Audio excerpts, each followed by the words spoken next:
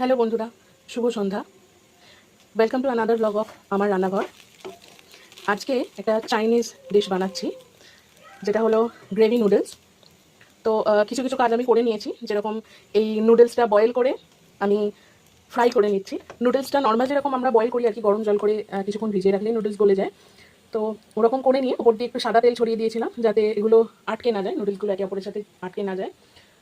তারপর জল ছেঁকে নিয়ে 10 মিনিট মতন হাওয়ায় রেখে দিয়েছিলাম।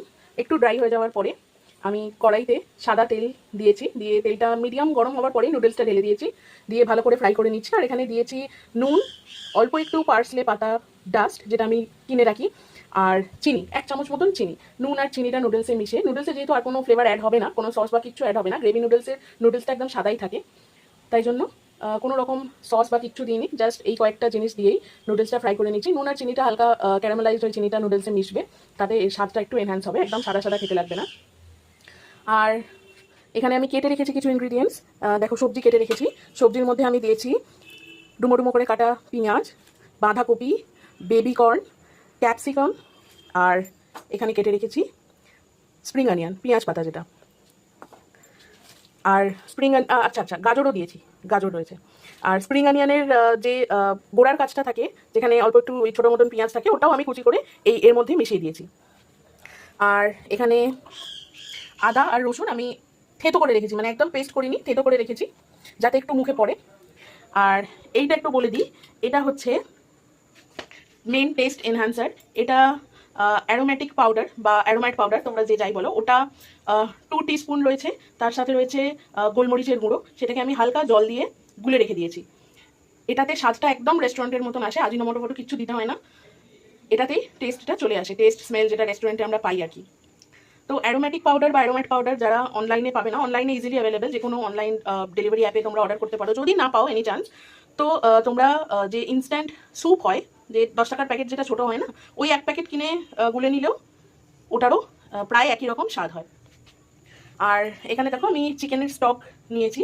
আচ্ছা, এখানে শুধু চিকেনের স্টক নেই, চিকেনও আমি কুচি করে বয়েল করে রেখে দিয়েছি, এটাও আমি গ্রেভির মধ্যে দেবো। আর যে স্যুপটা হবে সেটা এই স্টক দিয়েই হবে। তো এইগুলো সব আমি রেডি করে রেখে দিয়েছি। নুডলসটা ফ্রাই হয়ে গেলে তারপর আমি স্যুপটা বসাবো। দেখতে থাকো আমি কিভাবে স্যুপটা বানাই। এবার আমি গ্রেভিটা স্টার্ট করেছি। প্যানে 1 টেবিল স্পুন মতন সাদা তেল দিয়ে দিয়েছি, জাস্ট 1 টেবিল স্পুন দেবে, সবজিগুলো একটু সটে করার মতো। এটা একদম লেস অয়েল দিয়ে আমি বানাচ্ছি, একদম হালকা পাতলা, মানে একদম রিচ না, একদম জাস্ট, মানে কেউ যদি ডায়েট করে চিট ডেতে একদিন এরকম করে বানিয়ে খেতেই পারে। চেষ্টা করছি একটু হেলদি করার। তো তেলটা গরম হয়ে গেলে আমি ভেজিটেবলসগুলো এবার দিয়ে দেবো। ভেজিটেবলস দিয়ে দিয়েছি। এবার ভেজিটেবলসগুলো 1-2 মিনিট জাস্ট একটু সটে করে নেবো, যাতে ক্রাঞ্চটা একটু চলে যায়, তাহলেই হবে। খুব বেশি মানে গলিয়ে নেবো না।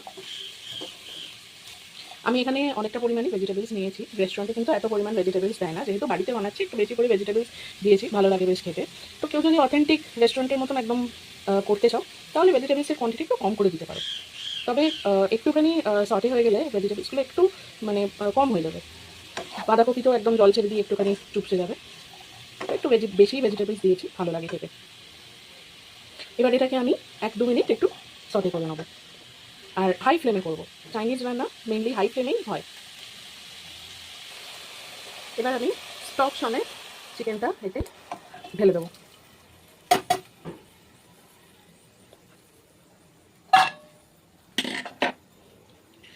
আমি কিন্তু ভেজিটেবলসগুলো ফ্রাই করার সময় তোমরা দেখেছো নুন দিলাম না।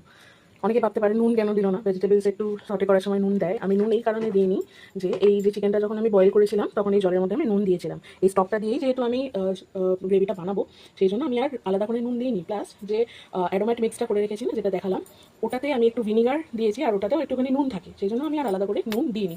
নুনটা গ্রেভিটা রেডি হয়ে গেলে নুনটা একবার টেস্ট করে দেখে নেবো, যদি লাগে তাহলে দেবো, নাহলে তো হয়েই গেল। দেখো অলরেডি বয়েল এসে গেছে, এত তাড়াতাড়ি বয়েল এসে গেল তার কারণ হলো আমি একটু আগেই স্টকটা বানিয়েছিলাম, এটা গরমই ছিল। তো এবার এর মধ্যে আমি ওই অ্যারোমেট পাউডার, গোলমরিচ আর অল্প 1 টিস্পুন মতন ভিনিগার দিয়ে যে মিক্সটা বানিয়ে রেখেছি, ওটা এবার আমি দিয়ে দেবো। এই যে মিক্সচারটা, এবার এটা আমি দিয়ে দেবো এই গ্রেভিটার মধ্যে।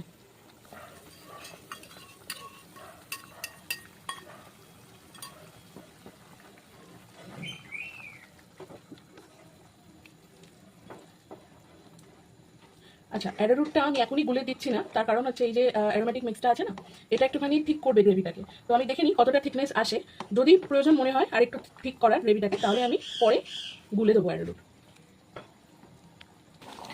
আচ্ছা বন্ধুরা, ভেরি সরি, আমি একটা জিনিস একদম মিস করে গেছিলাম, মানে বলতে ভুলে গেছিলাম, সেটা হচ্ছে আদা রসুনটা। আদা এর মধ্যে না দিলেও চলে, আমি জাস্ট দিয়েছি একটুখানি টেস্টটা ভালো লাগে বলে, তোমরা চাইলে দিতেও পারো, নাও দিতে পারো, but garlic is a must. তো আমি যখন সবজিগুলো ভেজেছিলাম না, তখন সবজিগুলো দেওয়ার পর ওতে রসুন আদা কুচিটা দিয়ে দিয়েছিলাম। হ্যাঁ, একবারে ডাইরেক্ট তেলে আমি দিইনি, কারণ এতে আদা রসুনটা পুড়ে যাওয়ার ভয় থাকে। আমি সবজিগুলো দেওয়ার পর আদা রসুনটা দিয়ে ওই 2 মিনিট ফ্রাই করেছিলাম, সবজিটা সটে করেছিলাম। তো তোমরা যারা পাকা রাঁধুনি, তারা ডাইরেক্ট তেলের মধ্যেও আদা রসুনটা দিয়ে হালকা ফ্রাই করে তারপর সবজিটা দিতে পারো।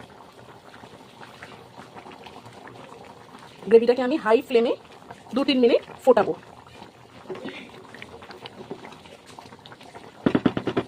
ভীষণ সুন্দর স্মেল বেরিয়েছে। তো আমার যা মনে হচ্ছে গ্রেভিটা এমনিই ঠিক হয়ে যাচ্ছে, মনে হয় না আমার আর অ্যারোরুট দিতে হবে। আর এই ফুটতে ফুটতে আরেকটুখানি ঠিক হবে। তো দেখা যাক, যদি প্রয়োজন মনে না হয় তাহলে আর দেবো না। গ্রেভি রেডি হয়ে গেছে, আমাকে আর অ্যারোরুট গুলে দিতে হয়নি, কনসিস্টেন্সিটা এমনি পারফেক্ট এসছে। তো আমি একদম ফিনিশিং লাস্টে ওপর থেকে একটু স্প্রিং অনিয়ন স্প্রিঙ্কল করে দেবো। স্প্রিং অনিয়ন অনেকটা কেটে রেখেছি, তার কারণ হচ্ছে এখানে একটু স্প্রিঙ্কল করবো, প্লাস যখন সার্ভ করবো তখন একটু স্প্রিং অনিয়ন ওপর থেকে, নুডলসটার ওপর থেকেও একটু স্প্রিঙ্কল করবো। হয়ে গেছে আমাদের গ্রেভি রেডি, নুডলস তো রেডি করাই আছে, এবার জাস্ট যখন খাবো দুটোকে অ্যাসেম্বল করে খেয়ে নেবো। So guys, Sun is gonna serve the noodles for us. Waiter, start.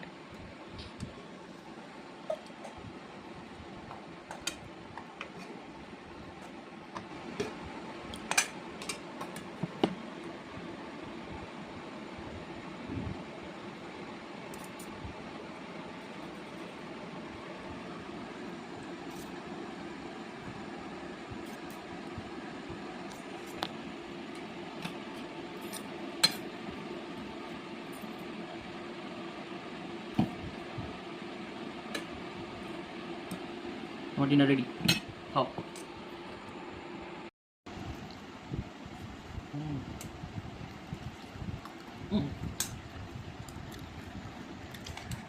তো এই ছিল আমাদের আজকের ডিনার।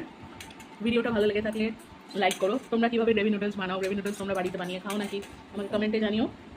এটা আরও বেটার কোনো ওয়েতে করা যায় নাকি আমাকে জানিও কমেন্টে, আর শেয়ার করো। দেখা হবে নেক্সট ভিডিওতে। Thank you.